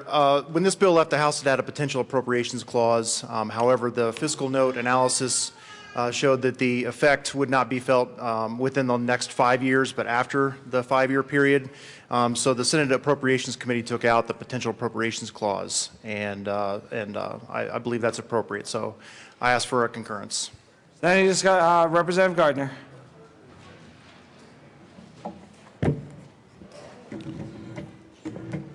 Thank you, Mr. Speaker. Well, one thing about the Senate amending things, though it is often annoying, is that it does give one an opportunity to look at the bill, if you're quick on your feet, to look at the bill one more time, and to see kind of what happens over in the Senate that didn't happen here. When this bill left the House, Section 3 of the bill had, there was a Section 3, and it said potential appropriation. And it said, pursuant to Section 2-2-703 Colorado Revised Statutes, any bill that results in a net increase in periods of imprisonment in the state correctional facilities must include an appropriation of monies that is sufficient to cover any increased capital construction and operational costs for the first 5 fiscal years in which there is a fiscal impact. Because this act may increase periods of imprisonment, this act may require a 5-year appropriation. Now, that's really what is a statement of our law and policy in CRS 2-2-703, which is why if you ever carry a bill that increases the penalty or takes something from a misdemeanor to a felony, such that it's got a Department of Corrections impact, you will see a fiscal note that you may cringe at, even though you're doing something important for public safety. Now, over in the Senate, that section 3 got removed. So if you look on your bill here, you see this little double underline. So you have to go back to the other bill and see what it is that got taken out. It's you have to be very quick on your feet about this. Now, the reason this matters is because it goes to the substance of this bill. So, Mr. Speaker, just to be clear, I'm addressing the amendment, but the amendment goes to the substance of the bill. This bill no longer requires an appropriation. There is, in the next 5 years, no real impact on public safety in Colorado of this bill. This bill, if you will recall, some of you may recall, has been named, inappropriately in my view, as Jessica's Law. And it was to increase penalties, supposedly asserted by the sponsors, to increase penalties and improve public safety for our communities. But I would submit to you that the removal of the potential appropriations clause belies that assertion. Somewhere out there, 20 years from now, someone may stay in prison longer, and that's not a bad thing, let me tell you. But I think it goes to the core of what the debate for this bill was about. So, as I sit here and I consider, to make clear that I'm discussing the concurrence, I ask myself, do I want to concur? Do I want to concur? Because what I'm concurring in is, well, we all agree this isn't going to do anything in the next 5 years for the people of Colorado.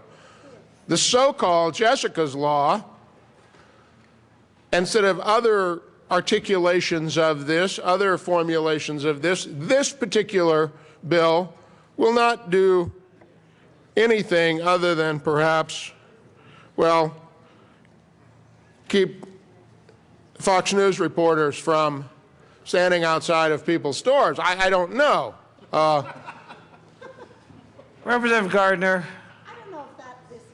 That might not be on concurrence. I think so far you've been on concurrence, but who stands outside my door is a totally different thing. Please continue, Representative Gardner. Thank you. That's to the concurrence, though, Mr. Speaker. I'm trying to see what, with this concurrence, with this amendment that occurred over in the Senate, what this bill is going to do for anyone. I'm trying to figure out what it's going to do for anyone, whether for the Speaker or the people of Colorado. And it may not accomplish that because it's not doing that.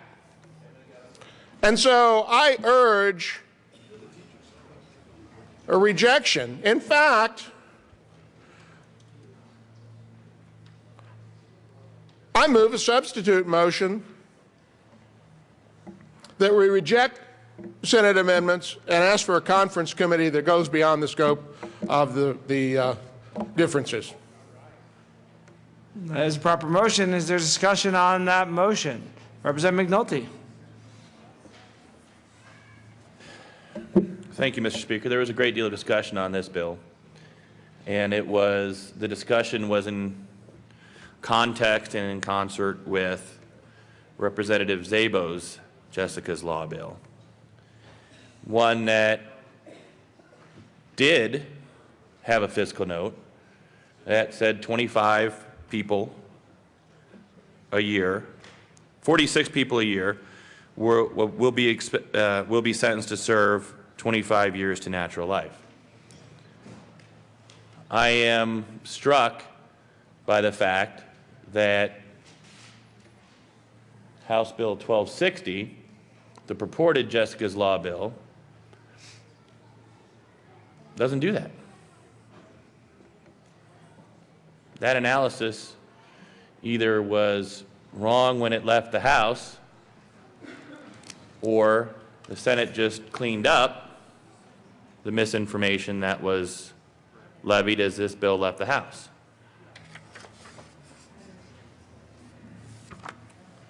as I spoke on this bill on third reading, I said half a loaf is better than none. But now it appears, thanks to Representative Gardner's keen investigative skills, that this bill appears to be no loaf, nothing. That we can't expect to be any safer because of the passage of this bill, and that troubles me. I don't want to vote against this bill, but I don't want to vote for a bill that doesn't do anything. And according to the discussion we've had here today, Representative Foote, it looks like your bill does nothing. And so, Representative Gardner, I will support your motion. I think, again, there is an opportunity to put teeth into this while I don't expect that we will get back to what I would consider a full loaf on this bill, perhaps we can get back to half a loaf, Representative Foote, or if Representative Gardner is incorrect in his analysis and you have a different opinion that you think might help educate us, I hope you would share that with us. But as of now, I think the motion to send this to conference is absolutely appropriate, it's particularly in light of the debate that was just had here at the microphone. Madam Assistant Minority Leader.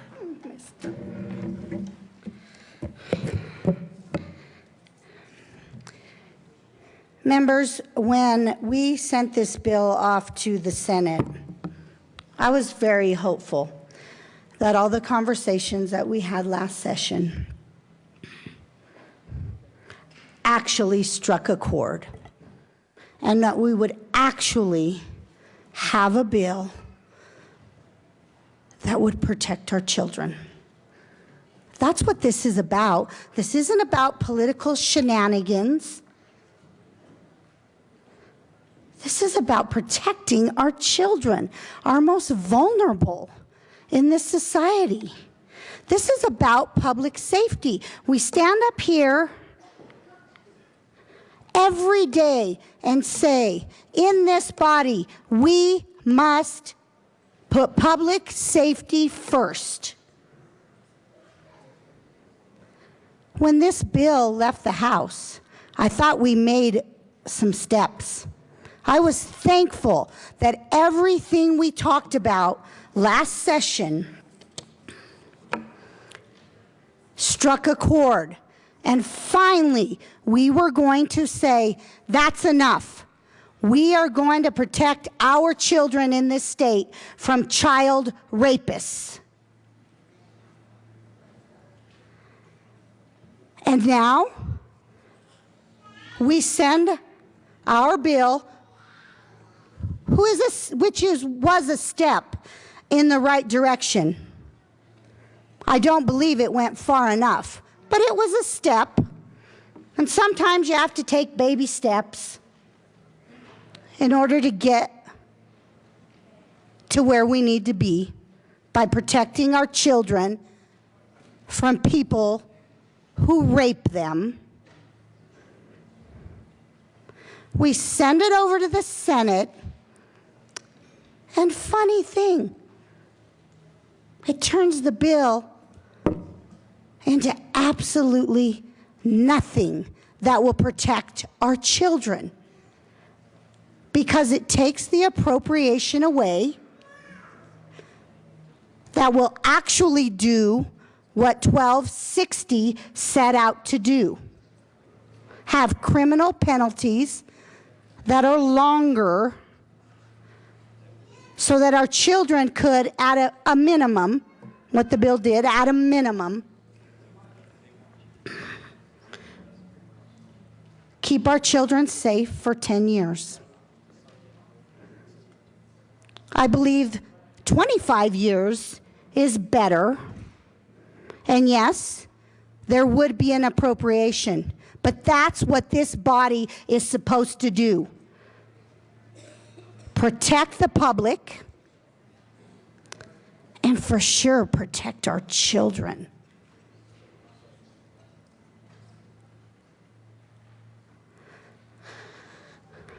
Representative Foote, I'm shocked that you want to concur with the Senate amendments that made this bill a do-nothing bill. I'm shocked. I thought this was your bill. I thought this was your charge out of this body. But now I'm seeing it's not. Members, no more political shenanigans with people who want to hurt our children. Enough. Enough. I agree with Representative Gardner's motion to move this to a conference committee. This needs to be rectified, and it needs to be rectified this year because our children are worth more and are more valuable, and it's our duty to protect them. Please, please don't let them down another year. Representative Foote. Thank you, Mr. Speaker. I ask that the substitute motion be rejected and that we concur. You know, everybody's entitled to their opinion down here. One thing that we should do, though, is always read the bill and the fiscal analysis before coming down to the well to make sure that you know what you're talking about. You know, Representative Foote, let's keep it to the substance. Thank you, Mr. Speaker. First, what I'll do, and I don't typically like to do this, but I think it's necessary, I'm going to quote the JBC staff analysis because this would have been available to some members, particularly on appropriations. It says, future fiscal impact. The fiscal impact of this bill will begin in approximately FY 2019-2020, when the first offenders convicted under this law will reach a point where they may have been released had they been convicted under existing law, but will not be released under this law. Those convicted of a Class 4 felony will find the expected length of their prison stay increased by an estimated 194% under this law. Those with Class 3 felony convictions will find the expected length of their prison stay increased by an estimated 188% under this law. Now, this information was also available in the fiscal notes, the pink sheets. One dated February 21st, 2014. This bill passed the House on March 17th of 2014, where under Department of Corrections it said, the effect of this bill is to increase the length of stay for someone who would have otherwise served 52.9 months for a Class 4 felony by 103 months. A person who would have served 104 months for the Class 3 felony will serve an additional 195 months in the Department of Corrections as a result of this bill. This bill absolutely will increase prison sentences for those affected and those named in this bill. It will protect the community. And it was absolutely clear in the fiscal note, absolutely clear in the JBC analysis, and it should be absolutely clear to this body. Thank you, Mr. Speaker. Any further discussion? Seeing none, the question for the House is to reject Senate amendments and ask a conference committee be formed with permission to go beyond the scope. Mr. Kohler, please open the machine and members proceed to vote.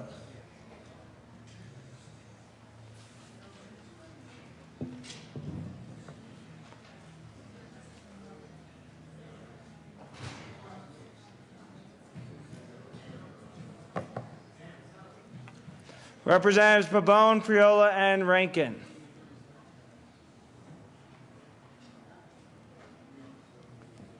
Close the machine. With 29 aye votes, 36 no votes, 0 excused, and 0 absent, the motion is rejected.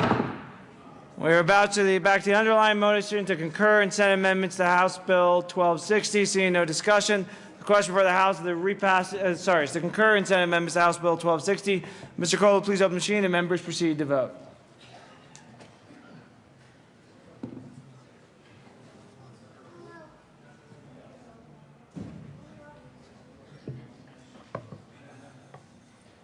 Representatives Conti and Stevens. Close the machine. With 37 aye votes, 28 no votes, 0 excused, and 0 absent, the House concurs and sends amendments to House Bill 1260. Madam Majority Leader. Thank you, Mr. Speaker. I move for the repassage of House Bill 1260 as amended. Madam Assistant Minority Leader. Thank you, Mr. Speaker. Members, I just want to reiterate again, our number one charge down here should be protecting our children.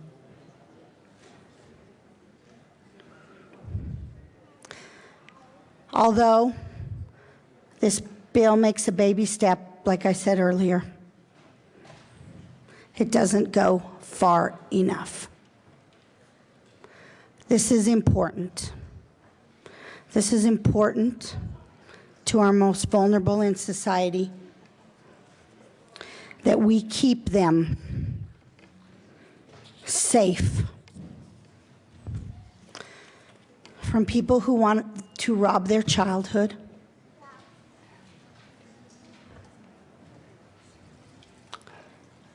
and people who are continually raping them. It's our duty as a body to make sure that our public safety measures go far enough, that have the proper appropriations,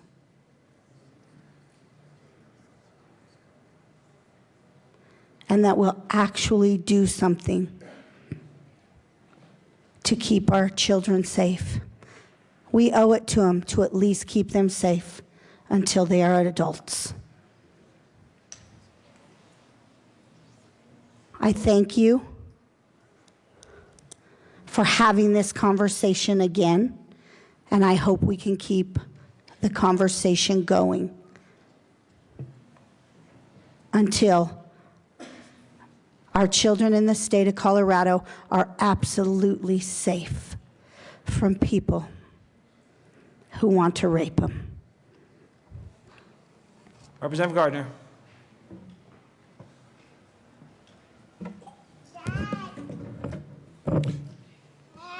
Thank you, Mr. Speaker. Well, members, this bill and its repassage creates the classic dilemma that those of us who serve in legislatures must deal with.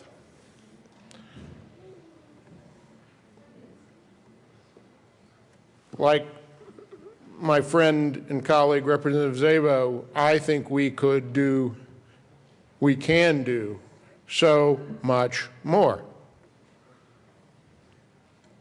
For my own part, my own sense of this is that when I talk to my constituents in the coming weeks, the post-session recap that many of us do, I will say to them that the timidity of this bill is embarrassing. It ought to be embarrassing to every member here. The timidity of this bill ought to be embarrassing to the sponsor and everyone here, because with a tiny bit of leadership, a tiny bit of prioritization in the $1 billion that we're spending in addition, we could do so much more.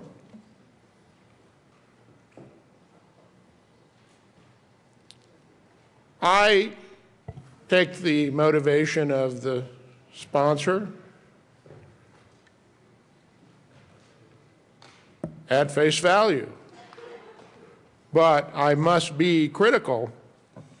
If that is the motivation, I must be critical of the way in which it is being accomplished, because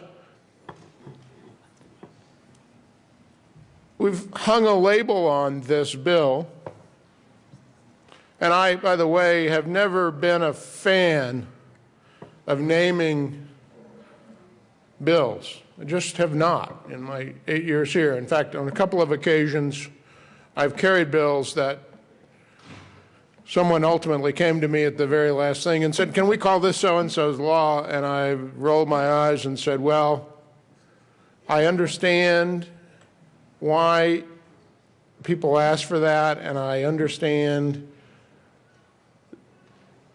so much of what goes around that, personal circumstances and grief and symbolism. But I venture to say that I've never carried the amendment to do it, and I've probably on my own bills, when it's been done, said, okay, if you must. Because laws ought to stand on their own merits. And by hanging a label on this one, it sort of exposes the fallacy with respect to those who do those things. And I understand and I respect it, but the danger of it is exposed by this, because if you just call it something, then you've paid lip service to it, and you can walk away and you won't have done anything. And that's what I think this bill comes very close to, not doing anything.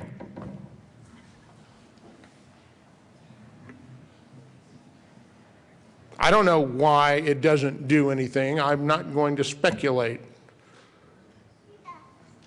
But I know there's been a lot of focus on this state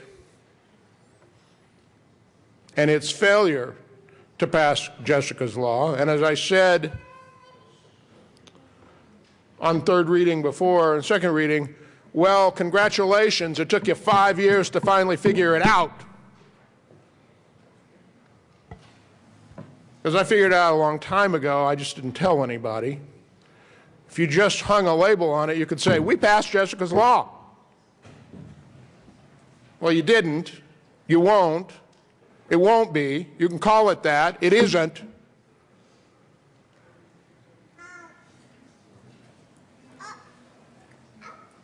The timidity of this bill in addressing the danger to the children in our communities is embarrassing.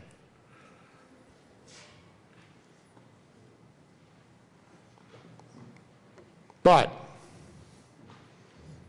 we have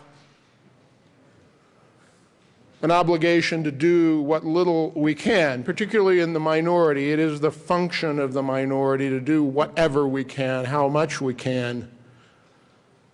And if it is a timid baby step, then we will do it, and we will say we are embarrassed by the fact that we could not do more. My colleagues, I thank you for your support, for your show to those here at the table who cover these events. I thank you for standing with me to say that this is not Jessica's law. It is nothing more than a sop to try to stem the public criticism, the rightful public criticism of this state's failure to protect its children.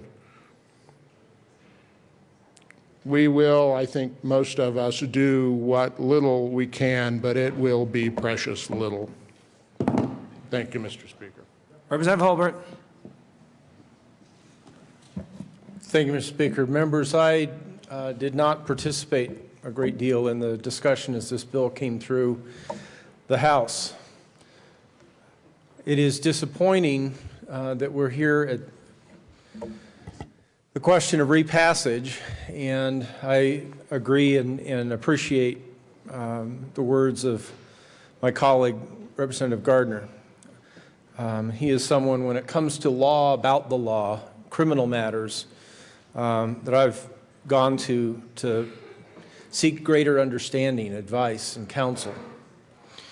But it impresses upon me this morning that we've had daughters of the House, couple here behind me now, just experiencing the joy of life and the safety of this chamber. And Representative Holbert, can we keep it to the bill and not my daughter? yes, Mr. Speaker, I think that we can do better for the daughters, the sons and daughters of Colorado. This is such a brazen issue, such an unimaginable event. And we look back to the case of Jessica, where the law comes from, and the events there. And I think that Representative Szabo is absolutely right. Representative Gardner is right. We could do better. This is not an opportunity to draw partisan lines and score political points. It's a question, it's an opportunity for each one of us to ask, are we doing the best for the daughters and the sons of Colorado, our children? Is this what they ask of us? Is this the best that we can do? And the answer is no. It is unfortunate that we've come to this point on such a brazen, unsettling topic. But I ask you to search your heart, your mind. Is this really what you want to support? Is this the best we can do on an issue that is so important? Will the sons and daughters of Colorado come back in 5 years or 10 or 20 and say, gosh, thanks for what you did the very best you could? Or will they come back and ask, why didn't you do better? Why are these predators still active in Colorado? Why are we having to deal with this question again? Members, I know that we can do better, and I ask for a no vote. Representative Foote. Representative Gardner.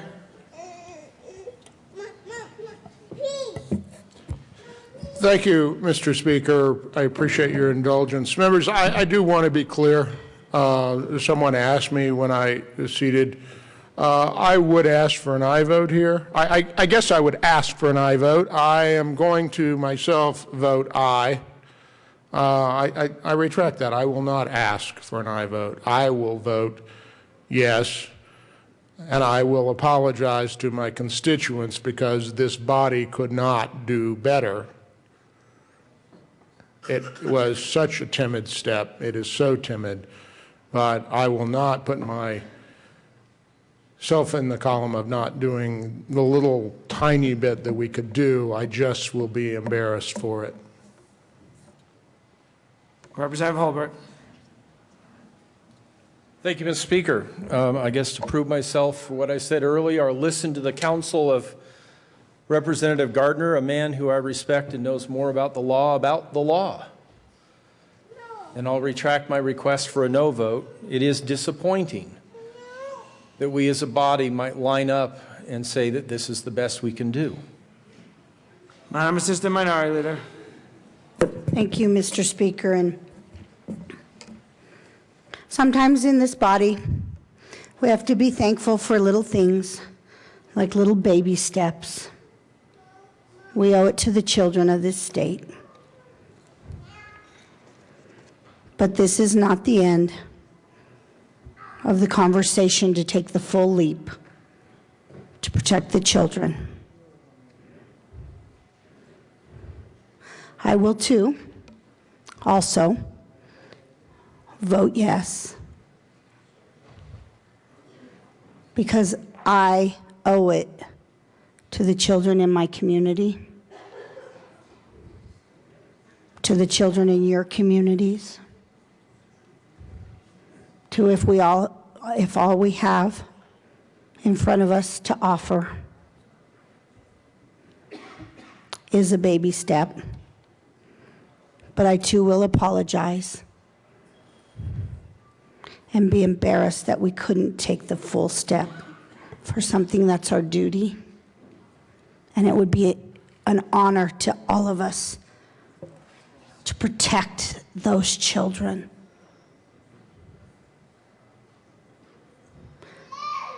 We all, whether we have them or just know them.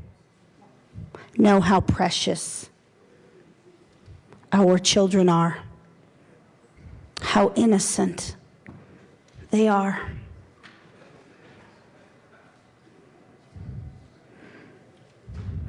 So I will keep this conversation going until I no longer have a voice in this body. And hopefully, one of these days, you will all help me help our children take that leap to keep the people who rape them in jail for a long time. Thank you. Representative Foote. Thank you, Mr. Speaker. Members, I, of course, ask for a yes vote. I hope that this bill will come out of the House unanimously like it did the last time, as it did the Senate coming back to the House. And when you look at the bill and you see what the bill does, what you see is that for a Class 4 felony, we're talking about mandatory sentencing of 10 to 16 years to life, indeterminate life sentencing as we have in the sex assault statutes. A Class 3 felony, 18 to 32 years, mandatory minimum to life. Class 2 felony, mandatory 24 to 48 years to life. Now, these are some of the toughest sentences we have in Colorado. I would ask, actually there's one tougher, first-degree murder. First-degree murder is mandatory life without parole. But I would ask anybody to let me know if there's a tougher sentencing scheme for anything other than first-degree murder here in the state of Colorado, because I can't think of anything. These are tough sentences, strong sentences, amongst the strongest the state of Colorado has to offer, and these offenders deserve it.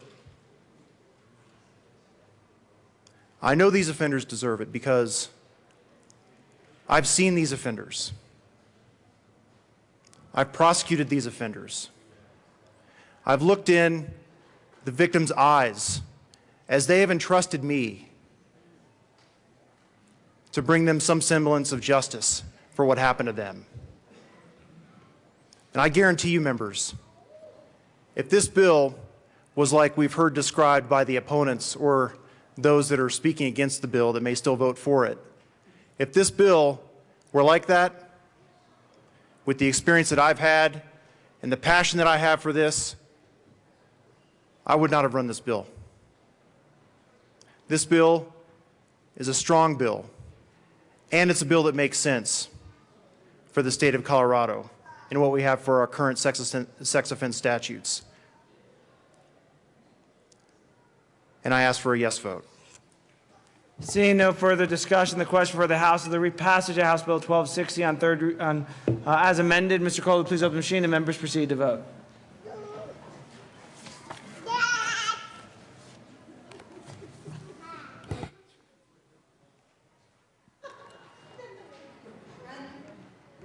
Representative Buckner and Everett. Close the machine with 65 aye votes, 0 no votes, 0 excused, and 0 absent. House Bill 1260 is repassed. Co-sponsors.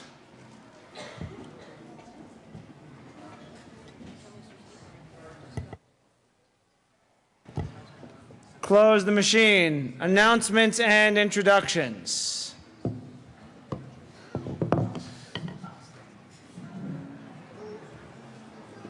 Representative Hamner. Thank you, Mr. Speaker. Members of the Education Committee, we will be meeting upon adjournment, so 10 minutes after adjournment. I'll see you in our usual meeting place. And just so you know, Senate Bill 185 that you see on the calendar today will be laid over until Monday.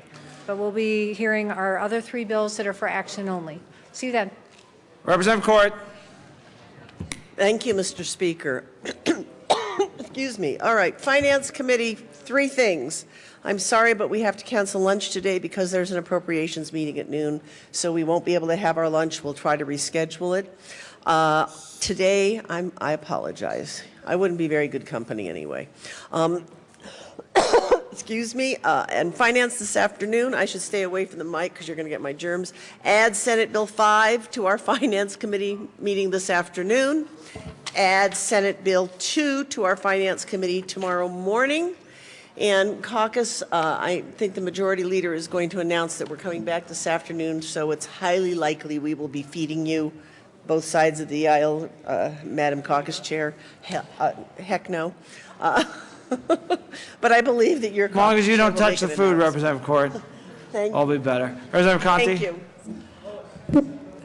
Thank you, Mr. Speaker. And members, should it become likely that we will be here through dinner, Republicans, please know that we will be providing dinner for our members if we are here through dinner, and it's anticipated to be so.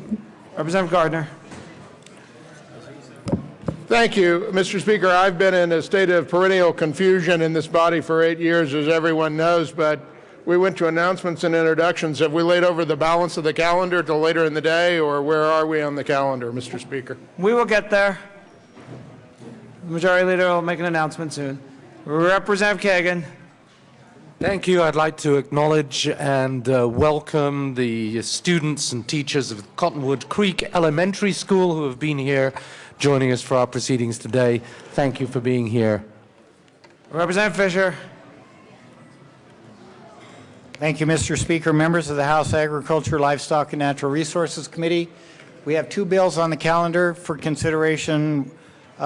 Senate Bill 188 by Fisher and Rankin, Species Conservation Trust Fund bill, and then for action only, Senate Bill 23 by Representative Becker. Let's plan to meet at 11:20 down in the basement, 11:20. Thank you. Representative Janal.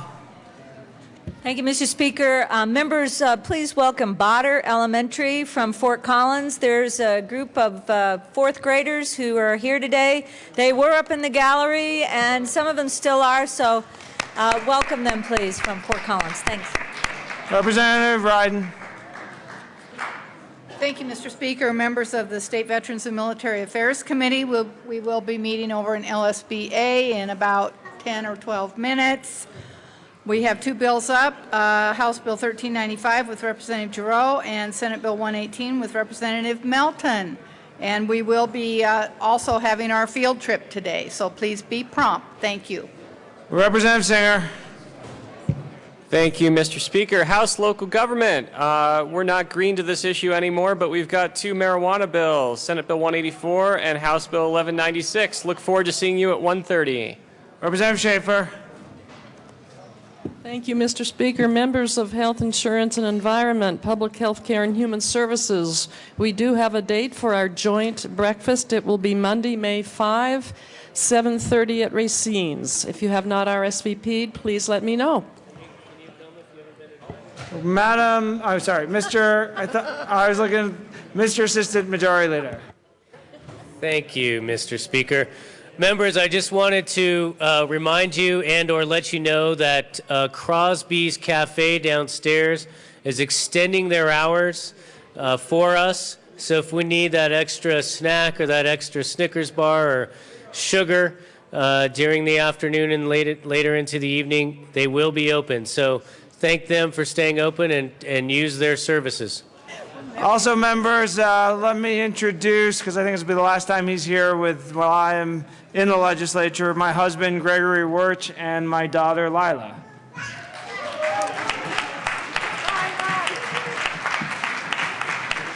Madam Majority Leader, members, you'll want to pay attention to this announcement to answer Representative Gardner's question. Thank you, Mr. Speaker. We will target 3:30 p.m. this afternoon, hoping that Finance, which has the biggest agenda, will be done by then. No doubt have a call of the House, so be ready about that time. We will go until we get our special orders calendar done, I hope, this afternoon and evening. And with that, Mr. Speaker.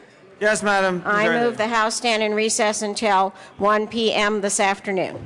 Seeing no objection, and members do expect to be here late tonight. The House will stand in recess until 1 p.m. today.